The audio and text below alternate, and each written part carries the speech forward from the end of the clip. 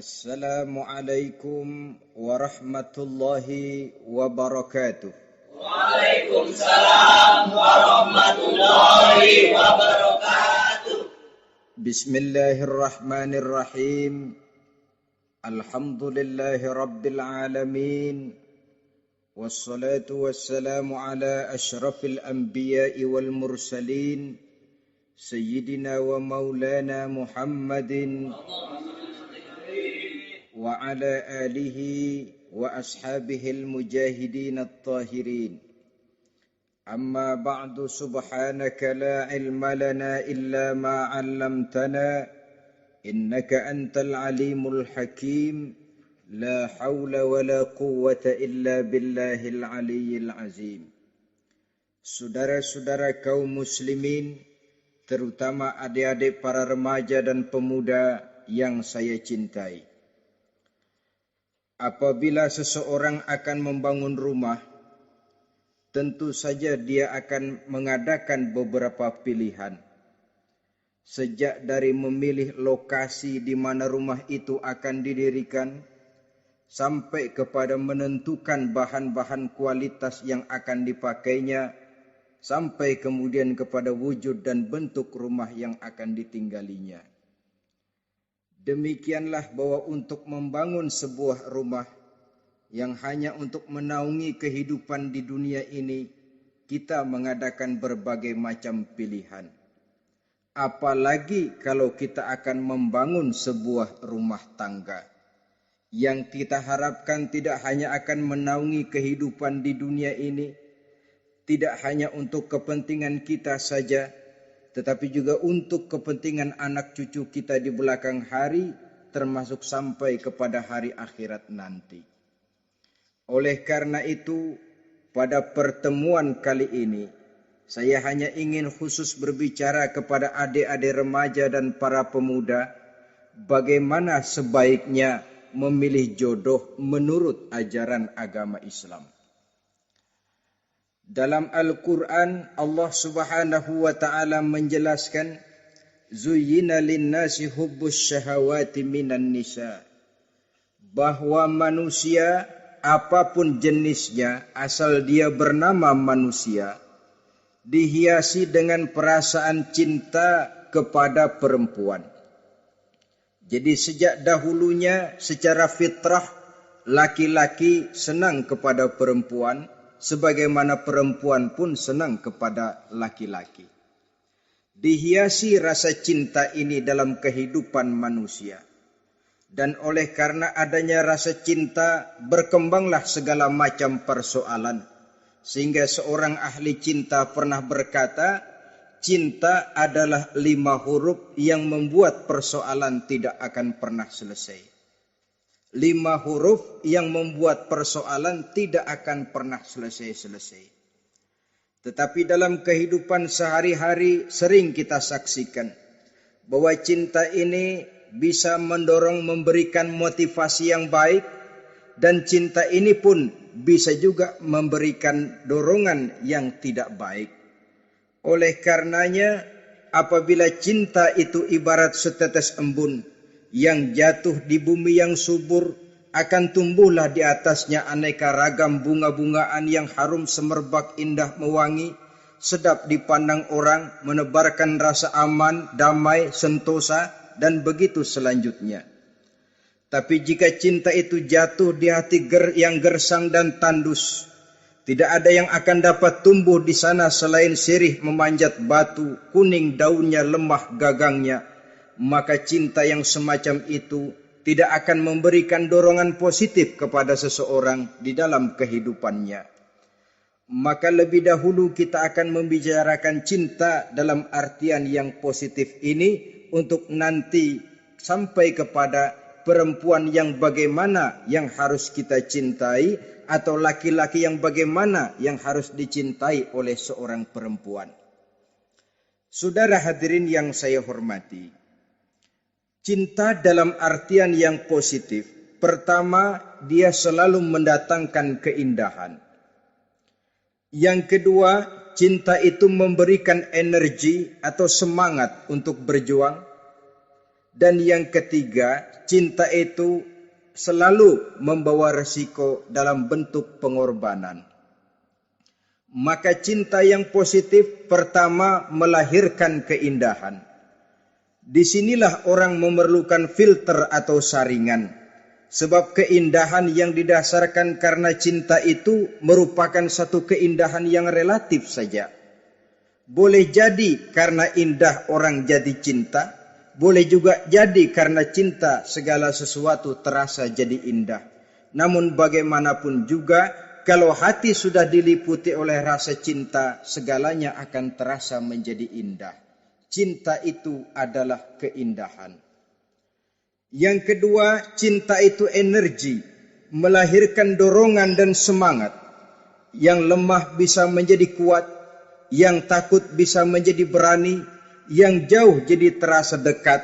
Itu semua karena dorongan cinta. Dan dari energi ini lahirlah yang ketiga, bahwa cinta adalah pengorbanan. Sehingga orang berkata, berani bercinta artinya harus berani berkorban. Takut berkorban, jangan bercinta.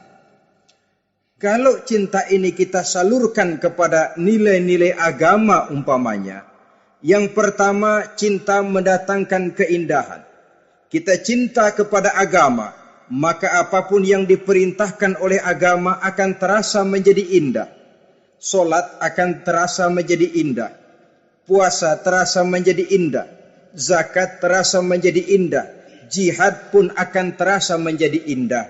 Persis kalau kita cinta kepada seorang gadis. Jika kita cinta kepada seorang gadis, apanya saja akan kelihatan menjadi indah. Jalannya terasa indah, lenggang-lenggoknya terasa indah, suaranya merdu padahal cemprengnya bukan main. Seluruhnya akan mendatangkan keindahan karena dasarnya sudah cinta. Cinta membawa kepada keindahan. Yang kedua, cinta itu melahirkan energi.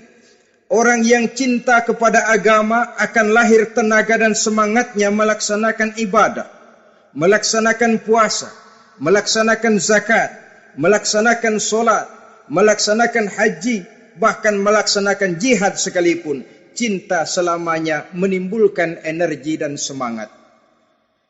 Sama saja dengan kita apabila jatuh cinta kepada seorang gadis, walaupun rumahnya jauh, katanya, gunung pun akan kudaki, lautan pun kuseberangi. Untuk apa itu? Untuk menemui apa yang kita cintai. Cinta selamanya melahirkan energi. Capek tidak terasa, lelah tidak terasa, semuanya tertutup oleh keindahan yang bernama cinta. Lalu yang ketiga, cinta membawa pengorbanan. Apabila kita cinta kepada agama, maka pengorbanan terhadap apapun yang diminta oleh agama, baik itu pengorbanan waktu, tenaga, pikiran, harta, bahkan pengorbanan nyawa sekalipun, kita tidak akan berat melaksanakannya karena cinta kita kepada agama yang kita anut ini. Demikian juga cinta kita kepada seorang perempuan akan membuat kita rela berkorban. Apapun yang dia minta, jangankan kita tidak mampu, kita tidak mampu sekalipun, kita masih berusaha untuk mampu guna memenuhi tuntutan si buah hati belahan jantung. Kadang-kadang malam minggu si doi ngajak nonton, Umpamanya duit tidak ada, gajian belum, kerja enggak. Timbullah inisiatif, entah sepatu kita jual ke tukang loa, entah celana mampir dulu ke tempat lain. Yang penting kita berkorban untuk memenuhi permintaan si buah hati belahan jantung. Ketika itu pengorbanan sudah tidak kita rasakan lagi. Bahkan pengorbanan yang paling pedih sekalipun, dalam gurau, dalam bercanda misalnya, dicubit kita oleh kekasih kita, pedih bukan main, terkelupas kulit, mengalir darah, bukan nangis, nyengir. Malah kadang-kadang minta tambah dicubit lagi. Itulah romantikanya cinta, sanggup membuat orang berkorban, melahirkan energi dan semangat, menambah keindahan dalam kehidupan. Sepanjang dia dalam artian yang positif.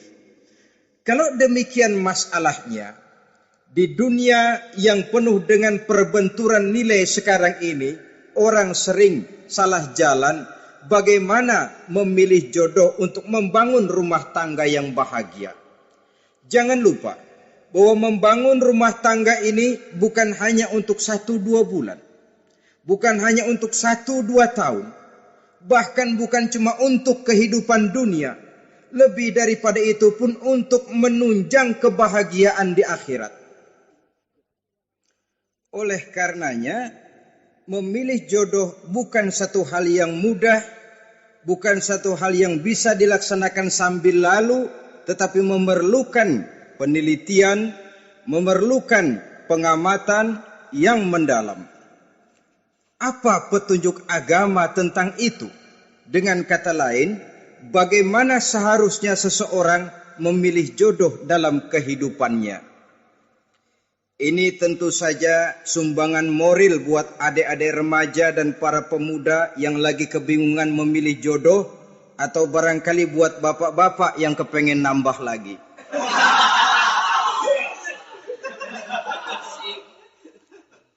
Mohon maaf kepada ibu-ibu, saya tidak menganjurkan, cuma ngajarin. Yang pertama, menurut Nabi, nikahilah perempuan itu karena rupanya, karena hartanya, karena keturunannya, dan karena agamanya. Ada 4 motif utama di sini. Pertama, memilih jodoh, lihatlah rupanya. Lagian siapa yang kepengen dapat jodoh rupanya enggak karu-karuan? Cari rupa yang cantik, indah, dan menawan.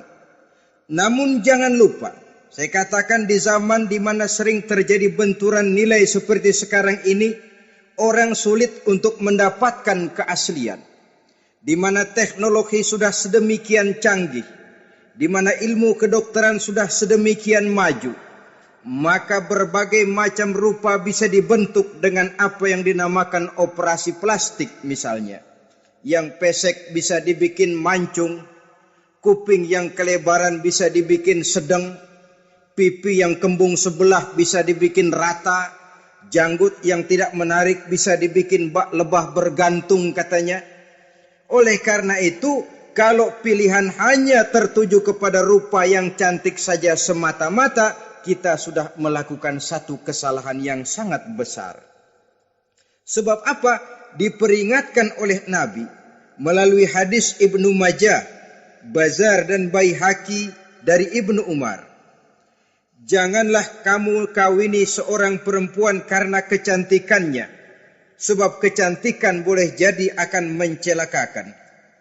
Jangan juga kamu kawini perempuan karena hartanya, sebab kekayaan biasanya akan mendatangkan kesombongan.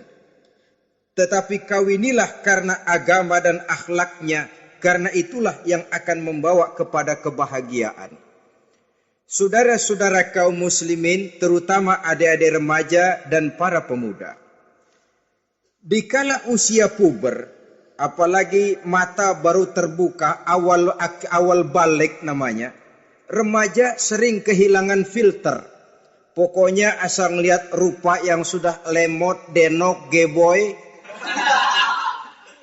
pikiran pun hanyut, malam terkenang, siang terbayang, tidur tak nyenyak, makan tak enak katanya, selalu terbayang wajah si doi. Dikala itu orang kehilangan pertimbangan bahwa rupa yang cantik kadang-kadang sering menipu. Diriwayatkan oleh Imam Ibnu Abbas, satu hari ketika sedang kumpul dengan para sahabat, lewatlah orang dengan potongan potongan orang kaya. Kelihatan kan, orang kaya sama orang miskin jalannya aja lain kan. Jalannya saja, jangan gaya hidupnya, jalannya saja lain. Lewat dia, Rasul bertanya kepada seorang sahabat, menurut pendapatmu bagaimana orang yang lewat itu? Kata sahabat, yang lewat ini ya Rasul, kalau dia meminang perempuan pasti diterima. Kalau dia menolong orang pasti berhasil. Kalau dia ngomong pasti didengerin. Kenapa? Orang kaya.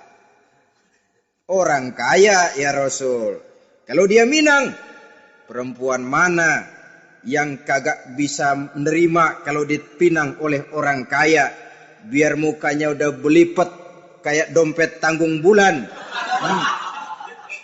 Kalau memang duitnya banyak, nggak kelihatan tuh muka yang belipet. Yang kelihatan duit.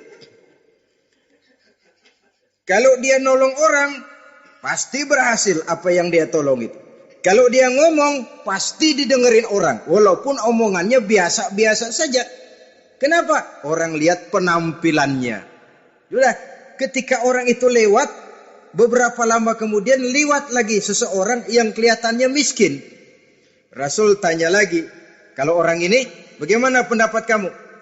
Wah, potongan begini sih Rasul. Kalau dia minang, orang tolak. Siapa yang mau kawin sama kere begini? Kalau dia nolong orang, pasti nggak berhasil. Kalau dia ngomong, kagak bakalan ada yang mau dengerin. Siapa yang mau dengerin orang susah ngomong? Setelah orang itu lewat, apa kata Rasul?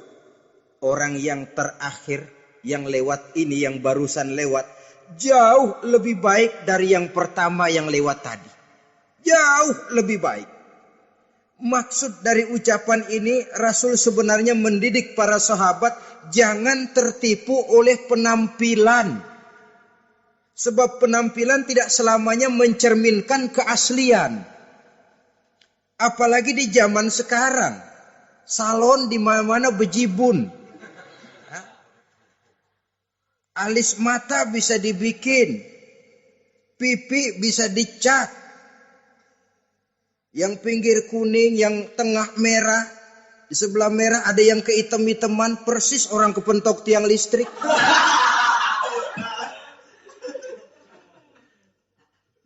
Kecantikan yang artifisial, kecantikan yang bukan alami. Karena itu silakan saja cari yang cantik, tapi jangan terpaku sampai di situ. Sebab kecantikan di samping dia mudah berubah oleh pergeseran masa dan pertukaran waktu, ternyata penampilan tidak selamanya mencerminkan keaslian. Lain hari seorang sahabat pernah mengadu, "Ya Rasul, ada apa? Inna imraati la turaddu yadul lamis." Ya Rasul, istri saya tidak pernah menolak tangan orang laki yang menjamahnya, mengajak salaman kepadanya. Apa jawab Rasul? Ceraiin aja. Tapi hati saya berat ya Rasul, saya cinta betul sama dia. Ya kalau hatimu berat, jaga dia baik-baik. Nah, dari riwayat ringkas ini kita ambil satu perbandingan. Memang punya istri berwajah cantik itu kadang-kadang si malakama kalau imannya tidak kuat. Si malakama. Kita diemin aja, binal, makan hati, nggak aman, nggak tentram. Jangan-jangan saya berangkat ke kantor, dia ngompreng. Buah si malakama, seperti orang tadi, ya Rasul. Istri saya kelihatannya sebenarnya tidak negatif maksudnya ini. Cuma bersalaman, tapi terlalu ngobrol. La turaddu yadul lamis. Tidak pernah menolak orang yang ngajak salaman. Ya sekedar salaman. Tapi kan awalnya dari salaman. Kalau sudah salaman kan strum bisa ngederdet dari tangan situ. Kata Rasul sederhana saja. Ya kalau memang begitu ceraiin. Saya nggak kuat Rasul, saya cinta betul sama dia. Kalau kau tak kuat berpisah dengan dia, jagalah dia baik-baik. Ajar, didik, tanamkan rasa keagamaan di dalam hatinya. Saudara-saudara kaum muslimin, jadi rupa yang cantik tanpa didasari oleh nilai-nilai agama akan membuat seorang suami di rumah tangganya seperti si malakama. Seperti berhadapan dengan buah si malakama. Kalau tidak diiringi dengan nilai-nilai moral yang luhur dan bekal agama yang tangguh. Akan pergi jauh dari rumah rasanya tidak aman. Sedangkan di rumah saja siapa yang akan mencari nafkah. Dan begitu selanjutnya. Orang tadi jelas berhadapan dengan buah si malakama. Didiamkan, makan hati. Sebab, maaf. Kalau seorang suami sudah tidak punya rasa cemburu terhadap istrinya, itu kan yang disebut dayus. Dan dayus itu jangankan masuk surga, bau surga saja dia tidak dapat. Tapi cemburu dalam artian bukan cemburu buta, cemburu dalam artian yang wajar. Dia cemburu, akan dikerasi takut kalau istrinya minta cerai, sedangkan dia cintanya sudah kadung medok bener. Si malakama jadinya. Nah, ini juga satu riwayat yang memberikan gambaran kepada kita. Pilihan, silakan cari rupa yang cantik saja. Cari yang cantik. Tapi kalau itu dijadikan motif utama tanpa dasar-dasar agama, saya khawatir nanti rumah tangga kita akan berhadapan dengan buah si malakama. Jadi adik-adik remaja, usaha, ikhtiar, cari yang cantik. Yang kira-kira nggak membosenin. Supaya kita betah tinggal di rumah. Supaya kita merasa ada tempat berbagi rasa. Ada tempat kita bernaung. Sebab kalau nyari bini sebini-bininya mah. Ya jodoh di tangan Tuhan. Kagak usah nyari juga ntar datang diri. Umpamanya.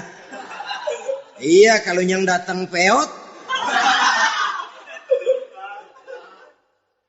Orang harus berusaha. Walaupun pada akhirnya jodoh toh memang ditentukan Allah.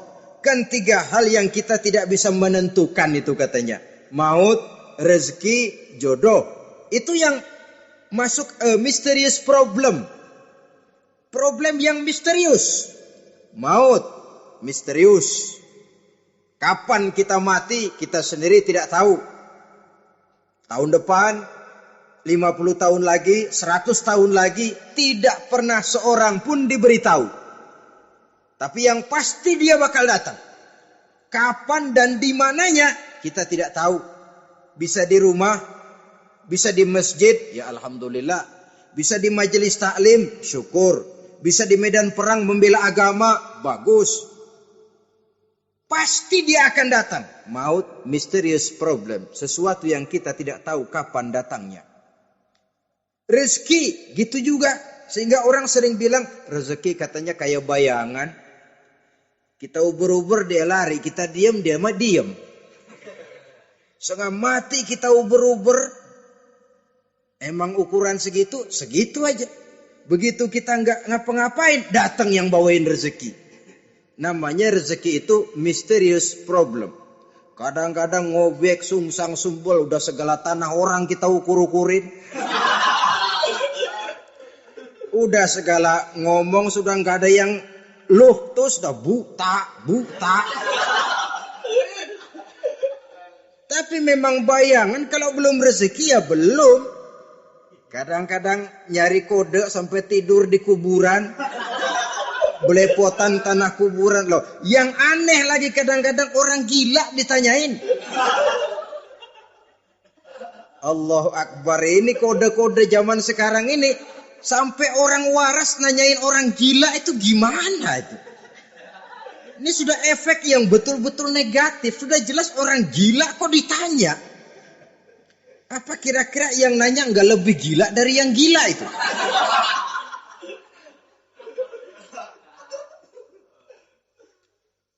Saudara-saudara kaum muslimin, terutama adik-adik remaja dan para pemuda, Jadi silakan saja cari rupa yang cantik. Karena dia akan jadi tautan hati, buah hati, belahan jantung. Tempat kita berbagi rasa, tempat kita pulang dan tinggal di rumah tangga kita. Tapi hendaknya kecantikan rupa itu diiringi juga dengan kecantikan budi. Karena itu cari rupa yang cantik. Ini pilihan utama. Yang kedua, kata Nabi, harta. Cari yang kaya. Tetapi jangan lupa, jangan dijadikan pilihan utama. Karena kekayaan sering mendatangkan kesombongan. Apalagi kalau seorang pemuda mendapat istri orang kaya. Hidupnya dimodali oleh istrinya. Maka biasanya wibawanya sebagai seorang suami akan hilang. Akhirnya komando di tangan istri. Dikala itulah suami tidak lebih daripada prajurit yang taat kepada komando istrinya. Padahal menurut konsep Quran, ar-rijalu qawwamuna 'alan nisa. Laki-laki diciptakan sebagai pembimbing bagi perempuan. Kalau nanti suatu saat terjadi benturan, sedangkan modal diberikan oleh istri, terjadilah pengungkitan. Kata istrinya apa? Lu jangan bertingkah, lu kan kawin sama gue modal lu kolor doang.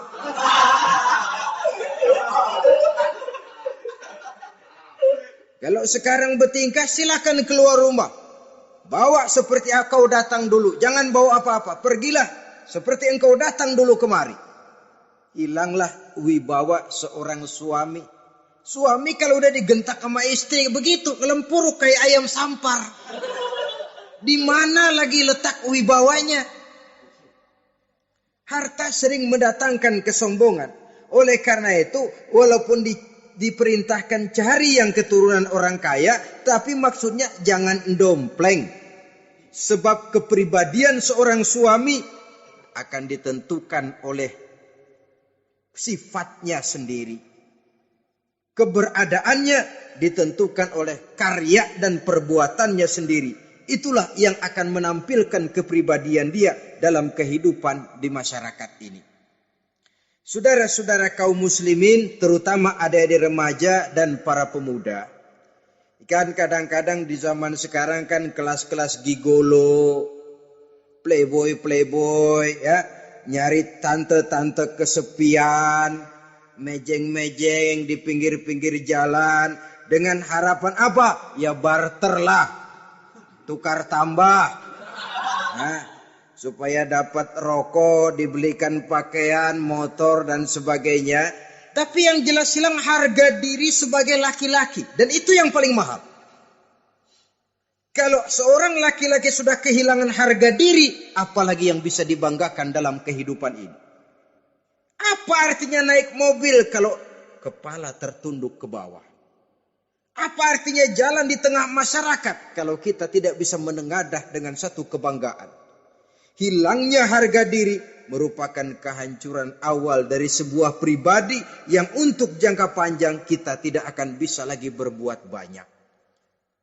Tanpa harta orang memang sulit untuk bahagia. Tapi harta semata-mata bukan merupakan jaminan bahwa orang lantas akan bahagia. Saya barangkali harus berkata, banyak orang miskin yang kaya. Tapi tidak sedikit orang kaya yang miskin. Saya ulangi ini. Banyak orang miskin yang kaya. Tetapi tidak sedikit orang kaya yang miskin. Nah, bagaimana pengertiannya? Orang miskin yang kaya, materinya sederhana, peralatan rumah tangganya sederhana, tapi hatinya kaya. Oleh karena hatinya kaya, jiwanya lapang. Sebaliknya, orang kaya yang miskin, di tengah kelimpahan materi yang berlimpah, segalanya serba ada, hatinya yang miskin. Kelimpahan materi tidak akan sanggup mengobati kemiskinan hatinya. Sehingga di tengah kehidupan yang serba ada, dia masih merasa kurang, maka dia tidak pernah cukup. Di tengah kemilauan dan gemerlapan serta glamornya rumah mewah, dia merasa hidup di tengah gurun pasir yang gersang dan tandus. Karena itu, biarlah miskin harta tapi kaya budi, daripada kaya harta tapi miskin budi. Lebih utama lagi, kaya harta, kaya budi. Itu idealnya. Dasar pilihan ketiga, sesudah rupa dan harta, menurut Nabi, keluarga. Faktor keturunan sangat menentukan. Pepatah mengatakan buah apel akan jatuh tidak terlalu jauh dari pohonnya. Biasanya kalau bapak kalong anak kampret, bapak nyolong anak nyopet. Itu fotokopi. Saudara-saudara, sungguh pun demikian, faktor keluarga bukan merupakan yang paling dominan. Karena segalanya memang bergantung kepada hidayah dari Allah Subhanahu wa ta'ala. Kalau hidayah datang, bisa saja anak maling bisa jadi kiai. Kalau hidayah datang, bisa saja anak nabi malah ikut bersama orang-orang kafir. Pada akhirnya orang mau besar atau tidak, bukan dengan jalan menyempeng kepada keturunan orang lain, tapi ditentukan oleh kepribadian dirinya sendiri. Tidak bisa kita menjadi besar dengan menyebut kebesaran orang lain. Itu sebabnya dicontohkan oleh Imam Ali pada saat beliau berkata, "Laisal fata may yaqulu kana abi, walakinnal fata may yaquluha anadha." Anak muda yang gentleman adalah anak muda yang berani berkata, "Inilah saya." Bukan anak muda yang membanggakan leluhurnya. Ini kan zaman sekarang ini lagi ngetop-ngetopnya lagu-lagu cengeng katanya. Sebenarnya menurut saya bukan cuma lagu cengeng yang jadi masalah. Lagu cengeng cuma satu efek dari sikap yang lebih utama dari itu, yaitu mental cengeng. Kalau mental sudah cengeng, apapun yang kita lakukan akan jadi cengeng. Tidak cuma lagu, kebudayaan yang lahir akan kebudayaan cengeng. Jadi pengusaha cengeng. Jadi pejabat cengeng. Jadi kiai cengeng. Kenapa? Mental cengeng. Di antara mental cengeng itu apa? Mengandalkan fasilitas atasan. Kalau tidak ada fasilitas dari atas, lantas tidak bisa berbuat apa-apa. Cengeng. Menjadi besar bukan karena karier pribadi, tapi karena nasib katrolan. Itu pun termasuk mental cengeng. Sedikit gagal, bagaimana sedikit jalan buntu, babe. Sedikit deadlock, babe. Lu ngapain babe lu melulu? Saudara hadirin yang saya hormati, jadi lebih penting dari sekedar lagu-lagu cengeng, saya malah lebih suka bicara mental cengeng ini. Mental yang cepat putus asa. Mental yang tidak mau mengeluarkan usaha maksimal. Mental yang hanya mengandalkan fasilitas. Sedangkan pribadinya tidak lebih daripada pribadi sumuhun dawu. Pribadi kulon nuwun. Pribadi kumaha juragan wae. Pribadi oke bos. Pribadi asal bapak senang. Bukankah itu semua merupakan cermin dari mental-mental yang cengeng, yang untuk jangka panjang tidak akan pernah menguntungkan daripada pembangunan bangsa dan negara yang kita cintai ini. Seseorang mau besar atau tidak, bukan dengan jalan menyempeng kepada kebesaran orang lain. Bahkan Syauqi dalam sebait syairnya yang lebih tegas mengatakan, "Wa syarrun nasi zu khumulin iza fakhartahum zakarul jaduda. Wa syarrun nasi wa khairun nasi zu syarafin qadimin aqama li nafsihi syarafan jadida." Generasi yang paling jelek adalah generasi pemalas. Kalau kelihatan orang lain lebih hebat dari dia, disebut-sebutnya kebesaran nenek moyangnya. Dia sendiri nggak punya prestasi apa-apa. Kerjanya cuma ngandeli babe. kerjanya cuma menggelayuti fasilitas orang tuanya. Tanpa itu dia tidak akan punya nilai dan harga sama sekali. Ini generasi paling jelek. Kalau orang lain kelihatan lebih hebat, dia sebut nenek moyangnya. Lo sih belum apa-apa lo, baru kopral lo. Engkong gua no, Komandan Hansip. Engkongnya. Engkongnya yang disebutin. Dia sendiri tidak punya prestasi apa-apa. Jadi silahkan saja cari gadis dari keturunan keluarga yang baik-baik. Tapi jangan jadikan tendensi utama, jangan dengan niat untuk menyempeng kepada kebesarannya. Tapi paling tidak dengan niat agar mudah-mudahan dari benih yang baik ini akan lahir keturunan-keturunan yang baik pada akhirnya nanti. Itu yang kita harapkan. Bukan lalu dengan pertimbangan, mertua gue bos nih, kali aja begitu gue kawin dia mampus. Ini semua warisan kan jatuh kemari semua. Kalau itu niatnya sudah jelas salah. Kita mencari perempuan dengan keturunan-keturunan yang baik dengan berharap agar